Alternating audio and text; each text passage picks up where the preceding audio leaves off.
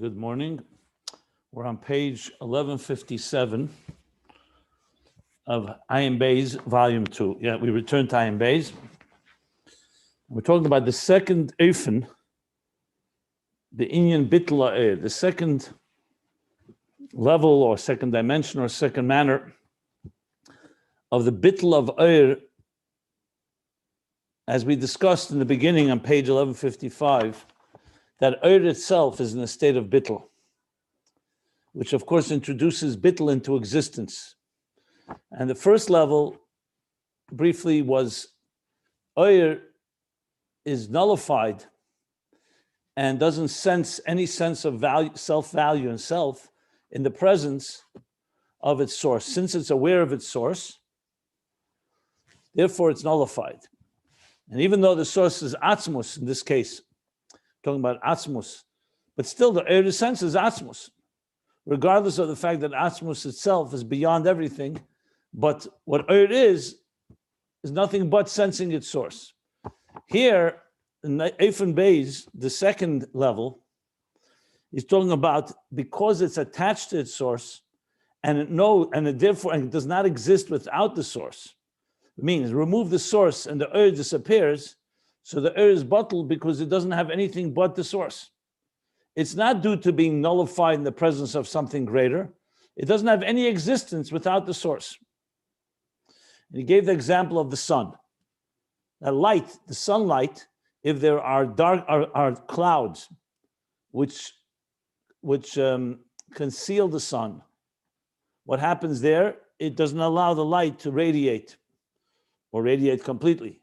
When the sun sets, so there's no Eir at all, nothing remains. So bottom line is Eir is constantly dependent on its source. And like he says, I'm just reviewing what we learned. In the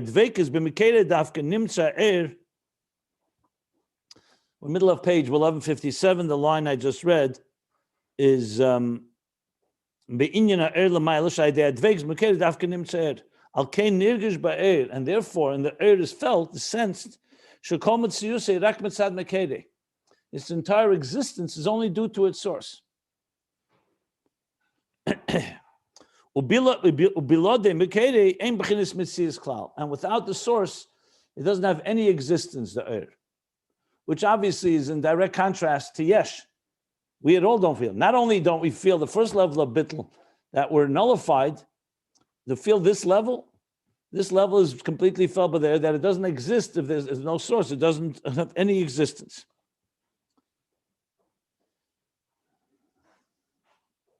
So we'll read one more line, then we'll continue where we left off. This is the Bittul of the Eir, the nullification or the selflessness of this light or energy. It's not an existence of its own. Its entire existence is only due to its source. So on a very basic level, what this adds is that the Eir itself does not feel is completely dependent on the source. Dependent. The first level of Bittul was not about dependence. It was about nullification. That in the presence of the source, you feel no value. Like a student, like a great teacher, a student who became a great teacher, and then he returns and he's in the presence of his great teacher, so he's nullified. But it doesn't say, but there it's not necessary that person who is nullified feels that I don't exist without my source. Eir does not exist without its source. So it exists, but its entire existence is dependent on and due to its source. So now we continue from here. Dihine, because now Mitzias Hayesh, in contrast, the Mitzias Hayesh, which is our existence, we are not Eir. We cannot claim such a type of sensation and feeling that Eir, or this type of Bittul, you don't exist without the source. The Mitzias of Yesh,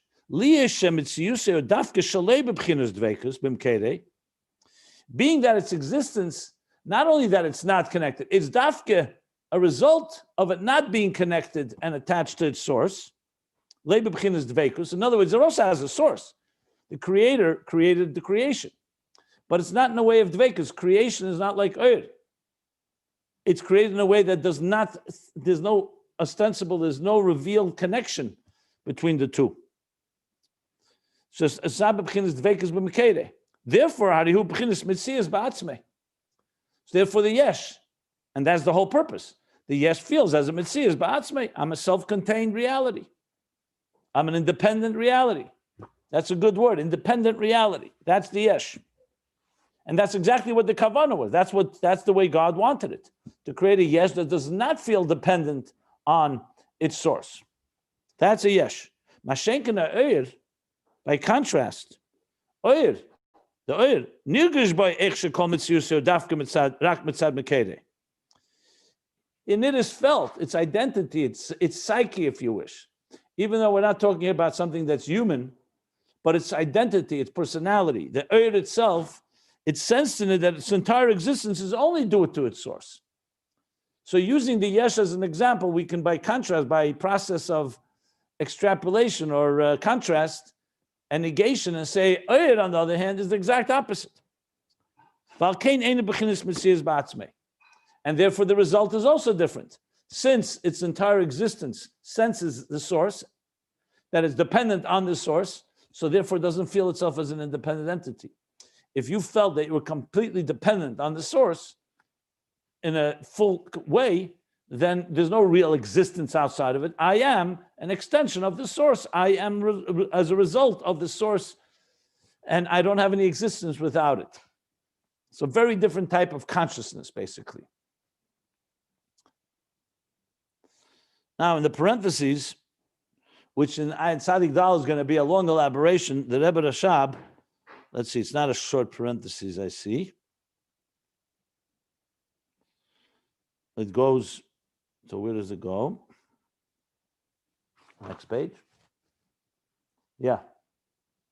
It looks like this parenthesis ends on the top of next page. So it's a pretty long parenthesis, relatively speaking.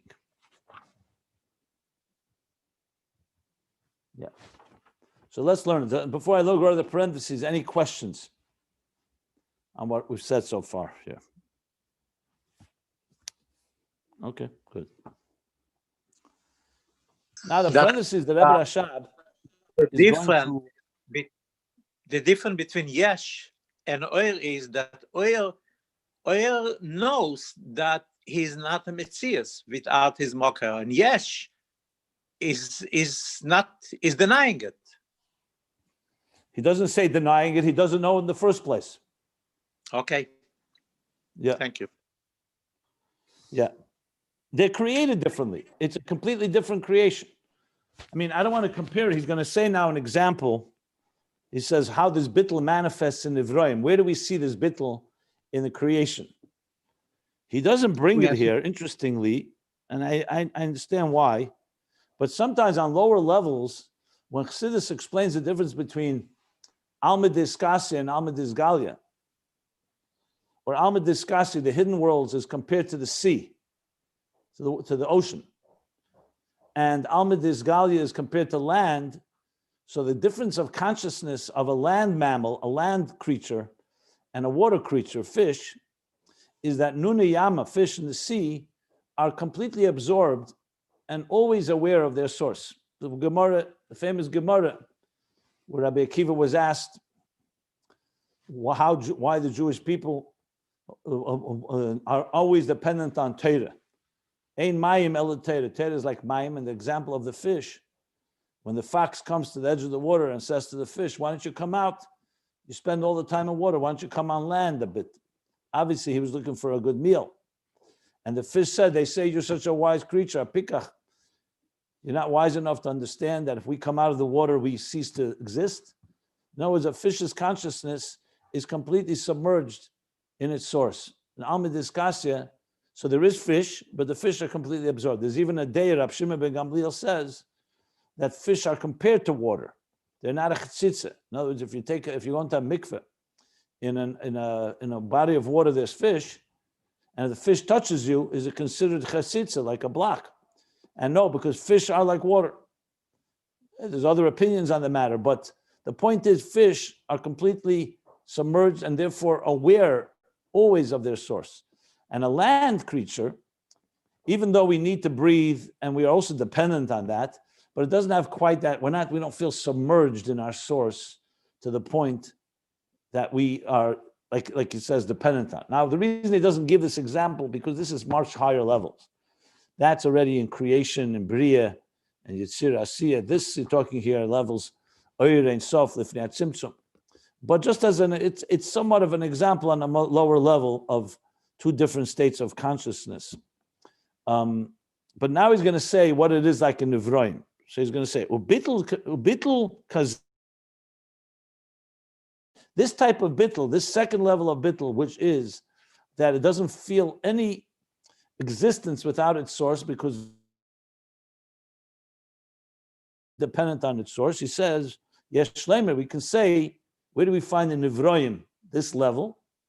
Remember, I spoke about that the whole Eir is meant to bring the Bittul to us in our existence. So where do you find it? So he says, yes, Shleimer, shezeu kafi hayidua, that this is, we can understand it, kafi hayidua, according to what is known, the kiyum kol ha-nivroim hu rak mitzad Ritzoni Yisborach. The very existence or kiyum, their sustenance of all nivroim, of all creatures, is only due to God wanting them. That we don't feel that, but the fact is, it's only due to Ratzon Hashem, Ritzoni Yisborach. U'kamoit tzva maila, like the celestial bodies. Tzva maila literally means the army. It's called Tzavor, the army of above, meaning the celestial army, which is the celestial bodies, the sun, the moon, the stars, the mazolas, the Galgalim. Tzva Maila is that whole area. Tzva Mata means the creatures on earth. And the Tzva Maila is the creatures in heaven, so to speak, in the skies, in the celestial levels. Shekayomim Beish. They are Kayom Beish, they are sustained as individuals. Meaning the son doesn't die and then have a child called another son. It's from the moment of creation to the end when God decides no longer. The son is Kayim Beish, the same son that Adam and Chava saw in the heaven, and that through generations is the same son we see. Kayom and B'min means that it's preserved, it's sustained in its species. So Tzva Mata, individual creatures die and have offspring. So the species continues, is perpetuated. But Tzva Maila Kayom Beish, Ish meaning the individual entity remains, is perpetuated. The Tzva Mata Shekayom, Tzva Maila Shekayom Beish, Tzva Mata Shekayom B'min, and the Tzva Mata, the bodies below, meaning the on earth, they're Kayom B'min. They perpetuate only in min, in the species. So the human race perpetuates, but not any individual human being. Adam at some point passed away, and he had his child, and so on and so forth. So it's not Chaim Nitzchim, it's Kayom B'min, but not B'ish. So these two created entities, these two domains, if you wish, Zeurak Mitzad Ritzoni Yisborach. What gives it that kiyum? Since everything is mortal in this world, and mortality by definition has a beginning and an end, so what gives it this power to continue? In the case of the celestial bodies, the individual entity continues. In the case of the creatures on earth, the species continues. What gives it that power? It's mortal. So he says, it's only due to the fact that God wanted it, not because it has its own power. Nothing in this existence that we know has perpetual power. So if you see something to perpetuity, you have to say it's coming from some force that is greater, some koyach habligvul. And that's the Ritzoni Yisborach. The Eibishter wanted it to be that way. Left its own accord, everything in this world deteriorates, erodes, and perishes. And yet here we see something perpetual, whether it's an individual or it's in the species. That's only due to the Ritzoni. We learned this a number of times earlier in Ayin Beis. This was also one of the Hizbonenus. When Su'u Morim Einechem V'Romi Bara Eila, the Hizbonenus, when a person contemplates on creation. And again, this is through contemplation, not through natural feeling. The Yesh does not feel a source, but when you start contemplating and you say, where did we come from? And where do we have this power of perpetuation and essentially a type of sustenance. So we come to the conclusion it's only due to the Tzeni Yisbarach, which indeed is the fact. The Ratzon Hashem allows the creation to be this way. V'im hayes, or v'im, sorry. In bottom they say the v'im should be with an aleph, not with an ayin. Because im with an ayin means with. V'im means an if. So v'im, they correct it. V'im yeh ba'nivra nirgesh kain. If indeed in the nivra would be felt this fact that it comes from the divine will, desire,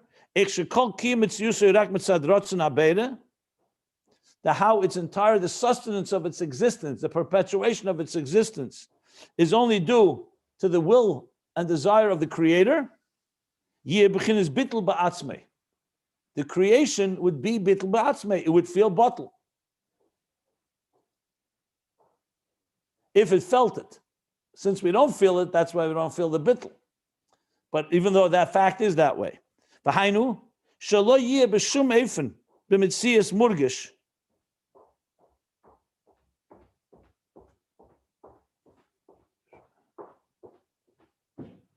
It would absolutely not be possible that it should be b'mitzias murgish ba'atzmei im yeh nirgish b'y ha'emes ech shekol mitziyusei v'kiyumei b'rotzon ha'elyon.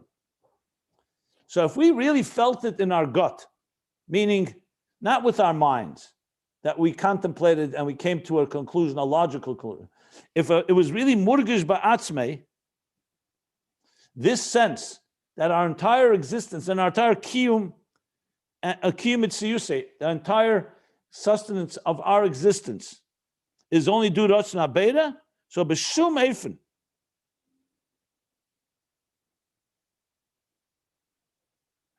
that we be able to feel ourselves as independent individual entities. So I'll read it again. In no way would the creation or the creatures be a mitzias murgish ba'atzmei, meaning feeling yourself as a self-defined or self-contained entity, if it indeed felt the truth that how its entire existence and sustenance, both existence and sustenance. Before he was talking about kiyum, but its existence and sustenance, hu b'rotzon ha'elyon, is due to the rotzon ha'elyon, the supernal, the rotzon above.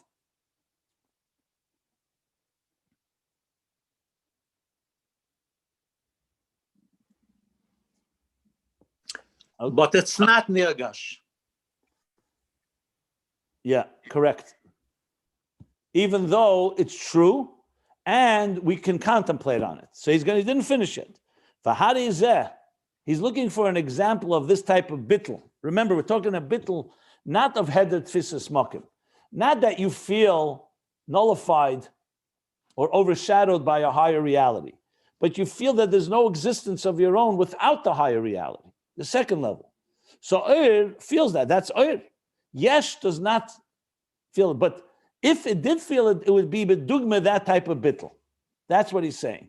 If the yesh would feel how its entire existence and sustenance is only due to the Ramaka, because a mortal creature, a finite creature, cannot have such perpetuation that continues.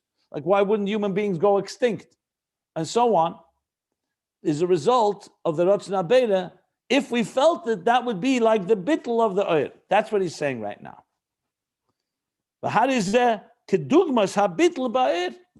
This idea, though we don't feel it, but had we felt it, is bedugma to the bittul, this level of bittul,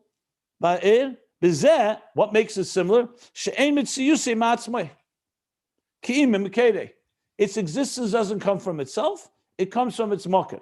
So the Rebbe Rashab is giving a dugma, what it would be like in Ivraim to have a sense of this type of bittul of oil. You don't feel you exist on your own. Your existence is only due to your source. But the distinction is like this: by nevroim habitl hazeh hu b'chinas bitl hayesh,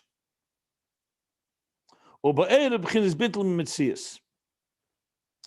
that Nivroim, I'll explain in a moment. Let me just read the Taich, because I have a question here, what he means exactly. In Nivroim, the Bittul is Bittul HaYesh, and by Oyer is Bittul HaMetzias.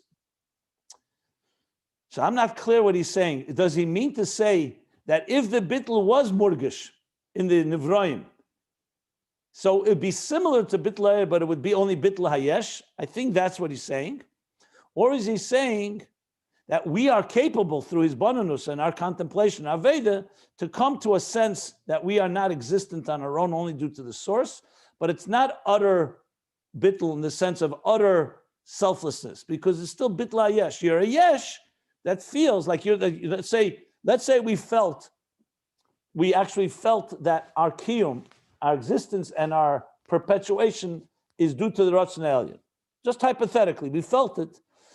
So is he saying that we feel it, so therefore we feel that our kiyum, but we still are a yesh? It's a yesh that recognizes that its whole being is due to the Ratzon Haber. Or is he saying that this is what we come to in Aveda? Either way, it's very clear that though he's making a comparison, he's also making a distinction. Because at the end of the day, the fact that, let's say, we recognize that the celestial bodies perpetuate as individual, and we recognize that the earthly bodies perpetuate as a species, that doesn't say that we cease being existence. It says that you exist, you're a yesh, but you're bittul because your whole existence is due to the source. Whereas in Oyer, there's nothing of existence altogether. That's what bittul mitzias means. It's entire everything. I'm not sure about this line, to be honest, what he's saying here. Because first he said that he's comparing it. So I guess the comparison is only goes as far as saying that your existence and your sustenance is not on your own, is due to the source. But it doesn't completely nullify you. And in Oyer, think so. it's a complete nullification. I think your second so thing I have actually two questions here. One second. So I have two things that I'm trying to clarify. Is it what I just said, that in other words, the comparison is the dependence on the source, but the level that it nullifies you is different because the Oyer is completely non-existent and the yesh exists? And is this part of the hypothetical if we felt it? Or is he talking after Aveda, that even when you have this Aveda and you contemplate and recognize it's only due to the desire, the Ratzon Aveda, God's desire, will, the truth is, either way, the bottom line is he's distinguishing it from Oyer. So it's probably both are true. That hypothetically, if you felt it, it would still be only like Bittul HaYesh, not Bittul Metzias. Why? And two, even if you work on yourself and you connect, let me just finish, because then I don't want you to repeat what I'm saying, and I'm going to repeat what you're saying. Let me just finish the whole thing here. So this, or is he, and through Aveda is also correct. When we have the Aveda, we contemplate, then we realize that nothing can perpetuate itself. It has to come from the divine will.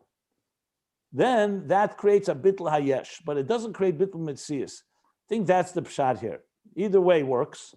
And the point is, even with the highest level of Bittul, the Yesh remains a Yesh that recognizes that its entire being is due to the will of the Creator. And with Oyer, it doesn't even have a Metzias of its own.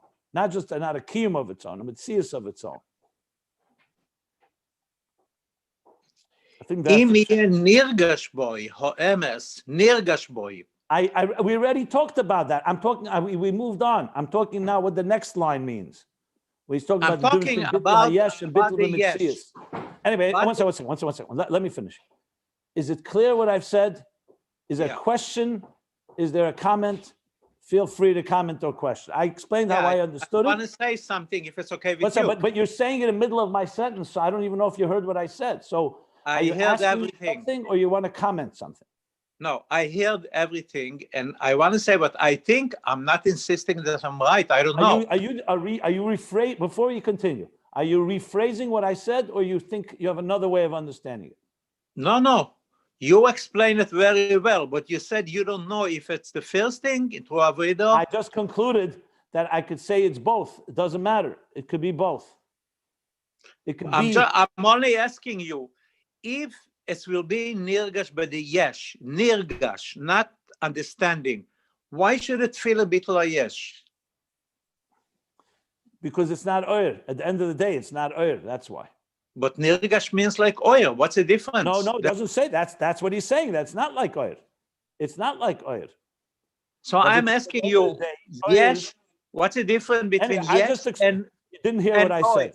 You didn't hear what I said. Yes is like are two different realities. He doesn't say the yesh becomes oir. He's giving a dugma of the bittul, the second bittul. He wants to give an example how it would be in nivroim.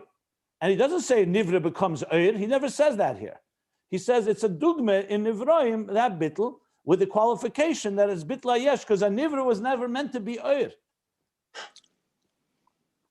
That's for sure my understanding of it, no matter what, whether it's nirgish or through avodah, regardless, it's definitely a distinction like that. That's pretty clear to me.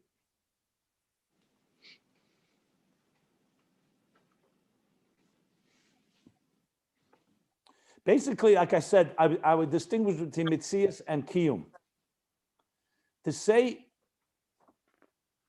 for example, in Shayuchid Vamuna, Alter Rebbe says that existence is bottled completely like the light of the sun within the sun.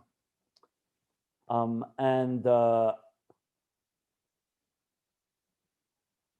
nitin la'ayin lires, if our eye was able to see, it would not be able to exist. If we saw the koyach halaki, the divine energy that creates and sustains us. Then he asked the question, so then why aren't we bottled? And he says, because the mashal is not beimala nimshal, because in our case, there's a tzimtzum and helam that conceals that fact. So there, the fact of the matter is, because of the tzimtzum, and that conceals, so even though we can come to a state of bittul through avodah, but it will never be a bittul like it is the bittul of oir. That I believe is what he's saying here. Because oir, at the end of the day, oir not only is its kiyum that it perpetuates, oir's very existence doesn't exist if there was no sun. So it recognizes that I'm not existent without my source. The yesh comes to understand and feels that its existence and its kiyum is due to its source and it wouldn't be there, but it's clearly saying it still remains in a state of a yesh. So you have to say it recognizes that its kiyum is due to Ratzon HaBeira, and even if its mitzias is due to Ratzon HaBeira, it's still an existent entity. That's what it sounds like he's saying. Now, is it comparable to Shayuchid V'Amuna? Not sure. I have to think about it some more. I do believe that in Sadik Daled, he talks about this more at length.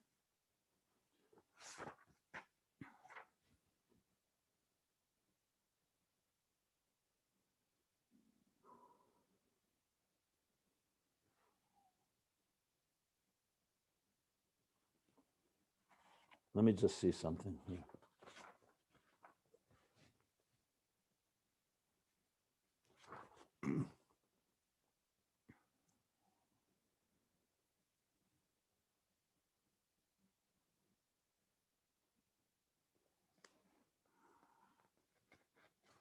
Yeah, it's a very long discussion there. So maybe we'll learn it there more about Iyun. Anyway, bottom line is,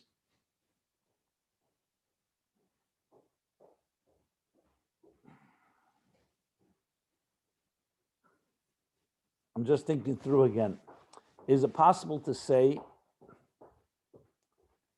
that if it was margish, if it was murgish, not through avodah, contemplation, that it becomes like oir? I'm leaning against it, but I'm rethinking based on what you said now. So then the yesh would be just like oir. And what he means that the difference is because it's not margish, it's only due to the avodah. That would be the line. You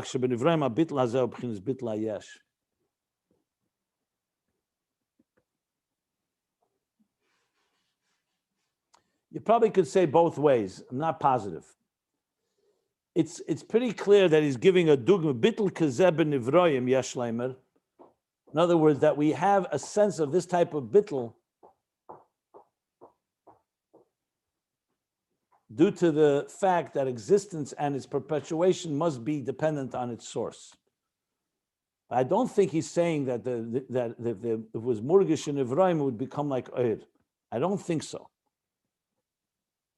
Doesn't sound right. But it is possible. I'm not going to deny it's possible. However, in actuality, we're not margish it. We don't feel it. So therefore, it's all left to contemplation and that. And maybe when we contemplate, then we come to understand it. At the end of the day, since it's not felt, you could argue that's why it's Bittul Hayesh. Or you could say Bittul Hayesh even if it did feel it. Those are the two ways. There's a case to be made for each approach.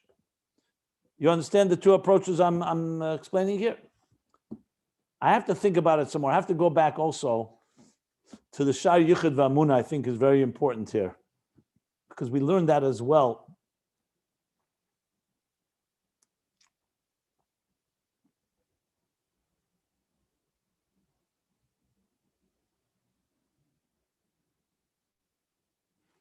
Okay. We'll review this some more, but this is what I have to say. Anybody want to comment further on this?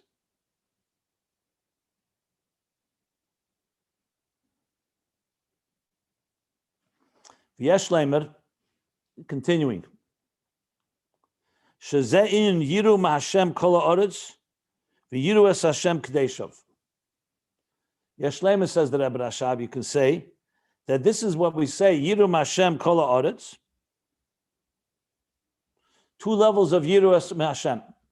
That the entire earth is in fear of God. And then you say, as a k'deishav, his holy ones have Yirus Hashem Kedeshav. So what's the difference between these two levels of Yiru? Again, Yirum Hashem Kol Ha'aretz. Kol Ha'aretz, the entire earth is in fear me Hashem, of God. And V'yiru Hashem es Hashem Kedeshav. And his holy ones, Yirus Hashem, afraid of are his holy ones. So he says, V'yiru Hashem, the first level, Hu Mizeh, what is the earth in awe of? I should say awe is probably a better word. Dichihu Omar Vayehi. The earth, when it recognizes that God said, Vayehi, you should exist, Vayehi, it should come into existence. So recognizing that, the Oretz stands in awe of its creator, who is the force that gives it existence. Who Bittul bin Nivroim. This is the Bittul in Nivroim. This may already make it clear he's talking about actual Bittul.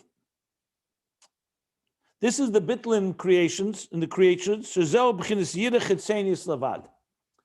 It's only an outer dimension of yira, of fear, of awe. It's the first level. So what is it? Let's just spell it out. When the earth recognizes, Vayemer Hu Omar, Chi Hu Omar Vayehi, that the Eibishter is the one, Vayehi, it should come into existence, it stands in awe, but it's external awe. It's not a pnimis dikach yira. The second half of the expression of the phrase, V'yiru es Hashem, Kadesha, V'yiru Hashem. So here's es Hashem. Before it said me Hashem. Here it's es Hashem. What's the es? Hu b'bchinas es hatofel yira pnimius. So that's expression that the Kadesha have a deeper level, an inner level of yira, u'kamesher koser b'mokem acher. So the first is the Bittul Hayesh of Nivroim. They exist, but they recognize there's a creator that put us in place. And the second is the Bittul, like in the say, Hu HaBittul Ba'er. That's Kadeshav. So Za'in Kadeshav. The second is the Bittul of the Eir. And there Es HaTofel means it's secondary, meaning it's completely nullified. What he called before Bittul B'Mitzias, not just Bittul Hayesh. And that's a Yira Primis. Ukiyadua, Sha'eru B'chinis Kadesh. Kodesh. Is it Kodesh or Kadesh? How do you know? Maybe Kadesh Mila Begarmei. Let me see. Okay. No, Kodesh Miro Begame is without a Vov. Right. So Oyer is the level of Kadeshov. Ukamoshin is barely ill. Like it was explained earlier, Be'inyan Oyer, next page, 1158, the Keli.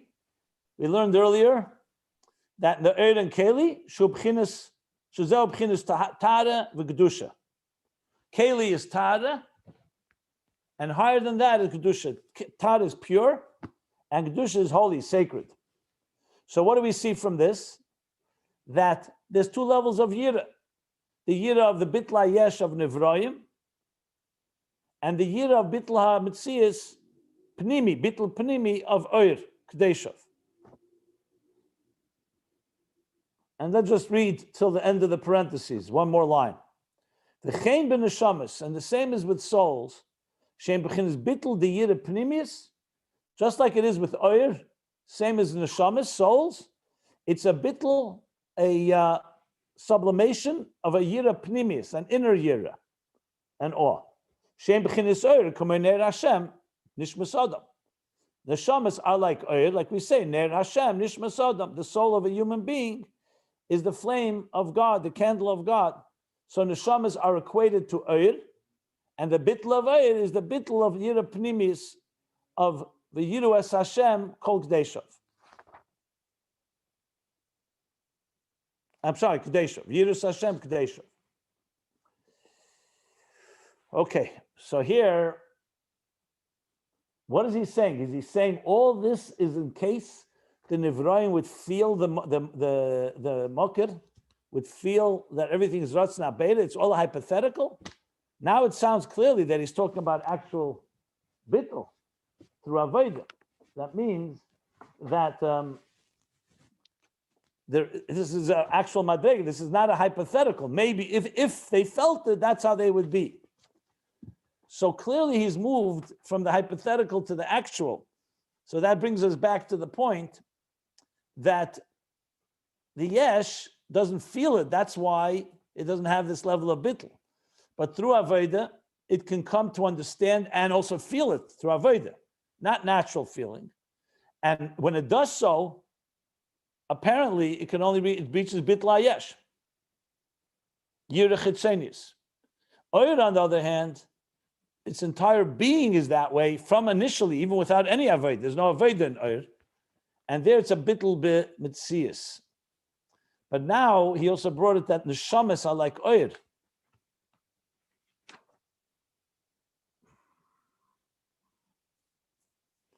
So it would be like the Bittul of the Neshama compared to the Bittul HaGuf, Bittul HaOyer compared to the Bittul HaKeli. There's a few questions here that need clarification. I'll tell you what I suggest. I'm sure we could sleep peacefully even without full clarification. I would wait till we learn about this in Tzadik Daled. I'm almost sure that he elaborates on this more, and there'll be more explanation.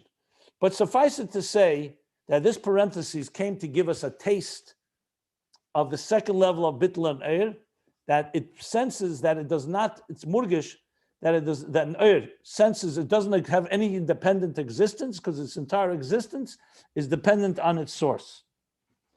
In Nevrayim, that's the element of recognizing that our perpetuation cannot be from ourselves, it has to be Ratzon HaBeira. So if we felt it, we'd have that level of Bittul, with the qualification that it's more Bittul Ayesh or Yira Chitzenius, in contrast to the Bittul of the Oyer or the Bittul of the Neshamas. That's what he said. Exactly the explanation, as I said, there's a few ways to explain it. Either he's talking the hypothetical in contrast to the Aveda. But one thing is for sure, Oyer has this natural. All of Oyer exists this way. The Yesh, even if the Yesh were to come to this recognition, let's say La'osid Love, that the Yesh itself will feel its source, that its entire existence is dependent on the source, it's still not Oyer. It may come to that level of Bittul, but it came to it through Avodah. The Oyer is created this way. Its whole personality, so to speak, and identity is only Dvekus Lahamoker and a full sense, 24/7 through and through, The Oir doesn't even have another option because it completely feels that it doesn't have its own independent existence. My entire existence is dependent on my source. In Nivroim can reach that level, and if they were Margish, they would feel that with all the qualifications. That's what it sounds like. That at the end of the day, the Yesh is not Oir, and they have different functions. The Oir is meant to teach the Yesh how to achieve this level of Bittul, which of course is the real meaning of this parenthesis. That's what I would say right now. He doesn't give us enough information to tell us, does the Yesh ever come to a state of Oir? Obviously, L'Asad Laveh, and when there's full refinement of Dira B'Tachtenim, the Yesh will have the quality of Oir too. But he doesn't really talk about this here. So I don't want to go there either. Right now, it's with the qualification of the difference between Yiru Mahashem Kol Ha'aretz and V'Yiru Es Hashem Kadeshav. That there is that distinction. Clearly, there's a distinction here. Question is the Aveda or is it from the natural? And it does not sound like he's talking anymore hypothetically. If the Nivra would feel, no, it looks like it's through the Aveda.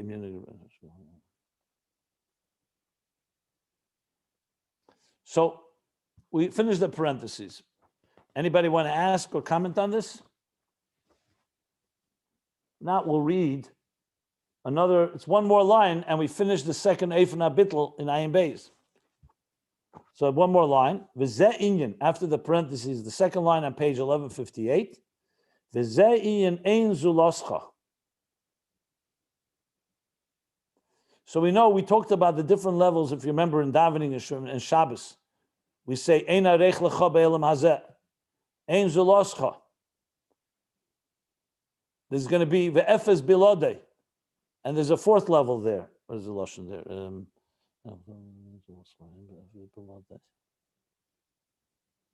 So he says now, this is the level of Ein Zuloscha.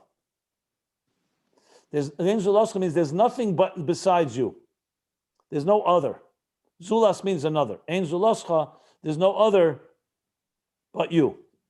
What does this mean? He says, the Mibiladei, without the Eibishter, without the Mocker, Ein Shum Mitzias Klal. There's no existence at all. So this Bittul of Oir, this second level, is the Bittul of Ein Zuloscha. There's nothing but you. Doesn't mean there's nothing but you exists. There is Oir, but there's no existence without you. There's no existence without you. We're going to learn on the third level. You see the next line, I'll just give you a preview just for contrast purposes. Bittul of Efes Biltecha. And that's going to be explained that even with you, nothing exists. In level 2, you could say nothing exists without you. But with you, it exists. That's level 2. And Eir senses all the time that my existence is completely because of you. I have no existence of my own. But I exist with you because you want me to be. The third level is going to be even with you, there's no existence. There's only the existence of the Atzmos. Even with. We'll talk about that later. I don't want to go into it right now. So this level, Ein Zuloscha, means it's higher than the level of Tfisus Makim. In Tzadik Dalet, he's going to explain this more.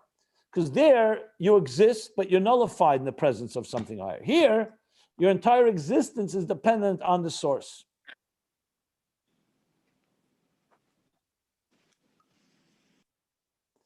Okay. So with that, we finish level 2 in Ayin Beis. What I would do now is going to move to Tzadik Dalet to learn level 2 there, before we move on to level 3, which you see Hagimel. Third line starts Hagimel, that's the third level. But as we've been doing it in an orderly way, we move from Ayin Beis to Tzadik Dalet. So Tzadik Dalet is going to be a lot more elaboration on this whole thing. He's also going to compare the first Eifon and the second Eifon. So we'll have a lot more to talk about. And I believe he also explained some of what our issues that we talked about here. I'm still struggling. If the eye was allowed to see the Dvar Hashem that gives existence, that creates and energizes and sustains existence, everything would cease to be.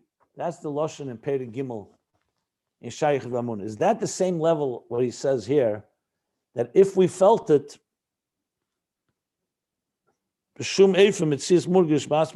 we cannot feel as a separate entity?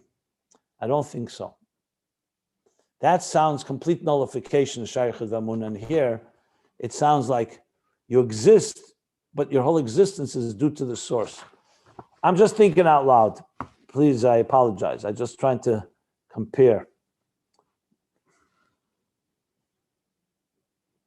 Okay. Anybody want to comment or question? Because if not, I'm going to go straight to Tzadik Daled right now. No reason not to begin.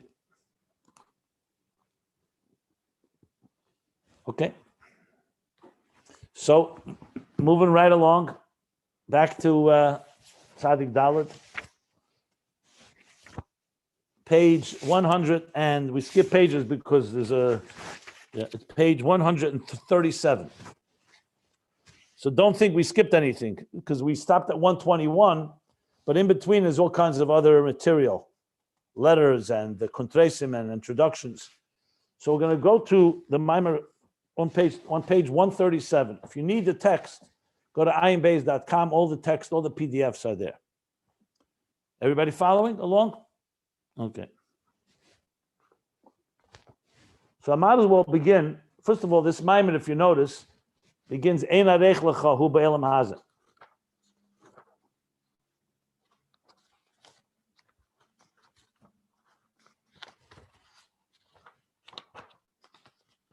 What's the second? 1 second. And I believe there was another Ein arech lecha. Yeah. So there's two Maimarim Ein arech lecha in Tzadik Daled. One on page 107, which we learned. And now second one, Ein arech lecha.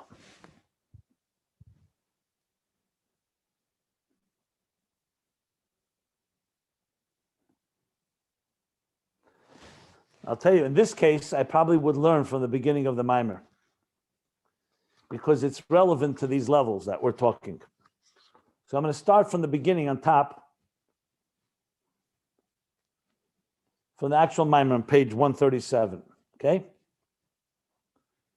So even though I'm going out of the regular order, because this Maimer is a Tzadik Daled Maimer, but since he's talking about this theme, really helpful, I believe, to understand what we're actually learning.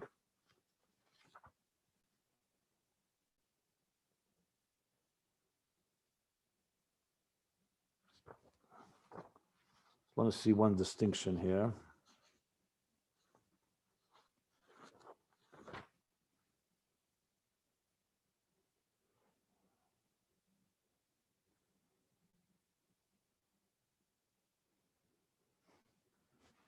So Ein arech lecha Hashem Elokecha be'elam hazeh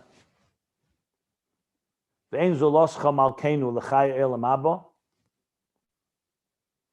And then it continues, Efes biltecha Ge'aleinu l'meis HaMashiach ve'ein zeloscha malkeinu l'schias HaMeisim. 1 second. Here it says Ein zuloscha malkeinu l'chai elam haba.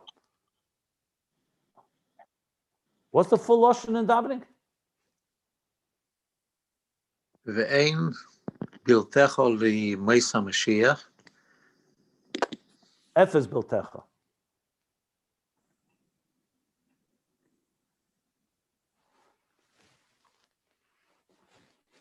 You're looking inside?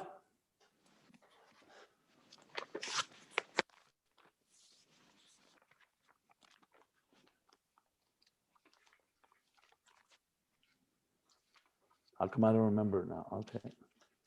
Ve'ein doim elecho meishi'enu l'schias HaMeisim.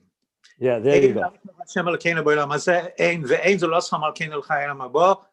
Efes biltecha ge'aleinu l'meis HaMashiach ve'ein doim elecho meishi'enu l'schias HaMeisim. Okay. Yeah, these are different. These are, I believe, going to be the 4 levels of Bittul, but let's see here. Ein arech lecha Hashem Elokecha be'elam hazeh ve'ein zuloscha malkeinu l'chai elam haba. He's only focusing on these 2 right now. Ein arech Hashem Elokeinu. What did I say? Hashem Elokeinu. Okay, yeah. So let me continue. That me'elam hazeh, from Elam Hazar, Shumitzias Yesh, Anu Yedim Inyan de Einarech. We learned this earlier. That from Elam Hazar, Dafka from this world, from the Metzias Yesh, that God created a Yesh that does not have any does not indicate on any source. And it senses the Ein Le'ila V'Sibah, that has no cause. From this we know the Einarech of Elokus. The Metzias Ruchni, Kamaya Eir, from this is repeating things we've learned before. From a spiritual entity like light and energy, we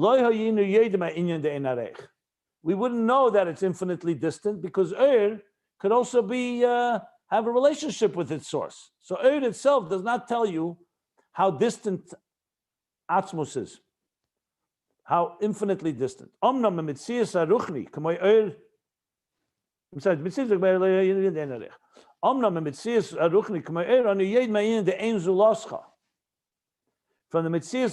of Eir, like we just learned in Ayin Beis, we know Ein Zuloscha, that there's nothing but you.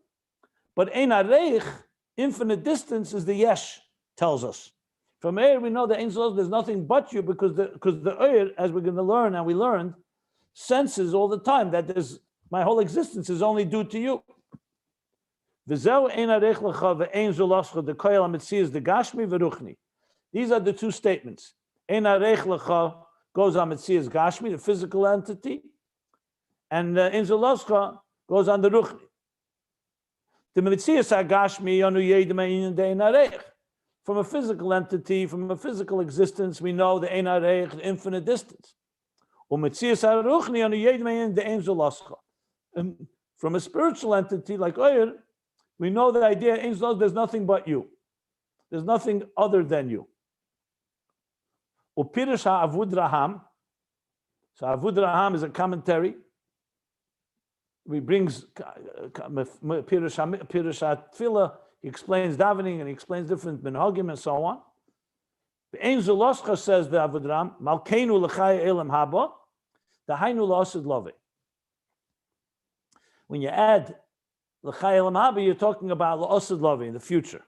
V'omer Malkeinu al shem hakosav v'hoy Hashem l'melech al kol ha'aretz. Why do we say Malkeinu?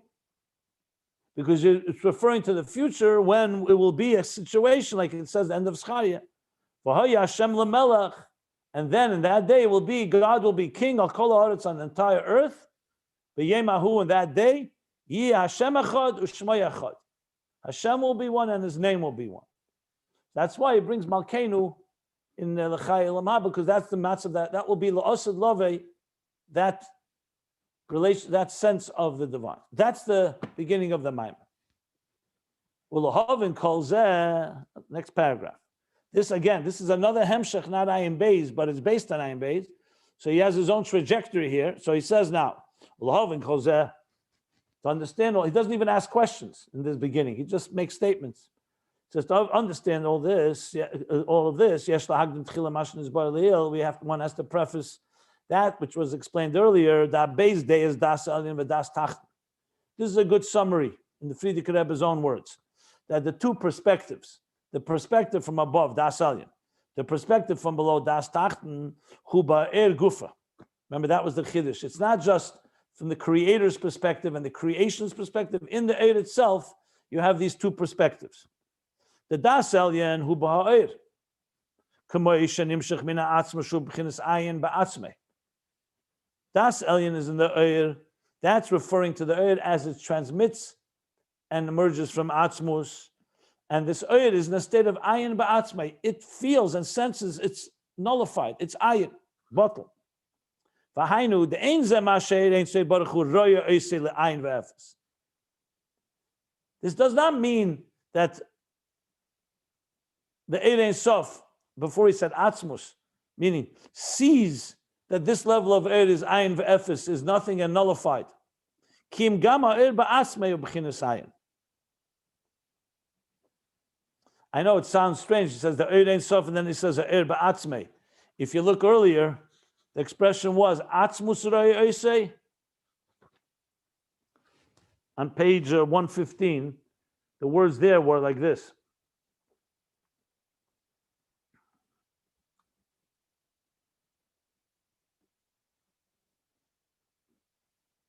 I'm reading the exact word. Masha, the masha hu ayin hari ein ze masha atzmus roya oise la ayin kim shayir gufo b'chinas ayin. So you have to say when he says Eid Ein Sof Baruch Hu, he means here a higher level that sees, and it's not that that higher level is seeing Eid as ayin, but the Eid itself is in that state. Upirish ayin hu b'chinas bittul. The word ayin means bittul, sublimated, subjugated, nullified. Finis boyer, and it was explained ki habitl halazeh shaleir efshel levayre b'kamei fanim. That this bittul aver can be explained in a number of ways. But eifan habitl, in its manner of its bittul, of its selflessness. Ubir eifan aleph, the bittul aver, and explain the first eifan, who al derech habitl the head tfisas makom. It's like the bittul of sense of head tfisas makom, lacking standing, nullified, and no self-value in the presence of a higher level. Essentially, he says al derech head tfisas makom, because remember, head tfisas makom really is in giluyim themselves, like a candle in the face of the sun. But he explained because oyer is oyer, it has al derech, an element. The highest levels have an element of feeling nullified in the presence of atzmus. Now, like in Ayin Beis, and I'm going to stop here, but now in Ayin Beis, he's going to start now. V'hine yesh eid eifin ba'bitl shala'er. With Ayin Beis called eifin habeis, this is now going to be the second eifin. What we just learned in Ayin Beis is now going to be reviewed in Tzadik Dalet with plenty of explanation. I can just tell you it's going to be.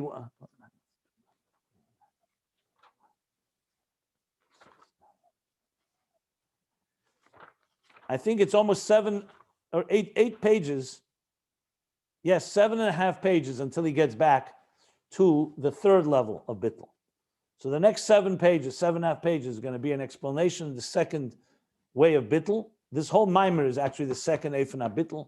So what the Rebbe Rashab covered in basically a half a page, a half a page, here's going to be 7.5 pages. So you can brace yourself, and we shall stop here. So we're on top of Tzadik Daled. We are by the beginning of chapter 28, page 137. What we learned today was the second Eifan HaBittul in Ayin Beis, page 1157, top of 1158. Corresponding with this page is where we are now in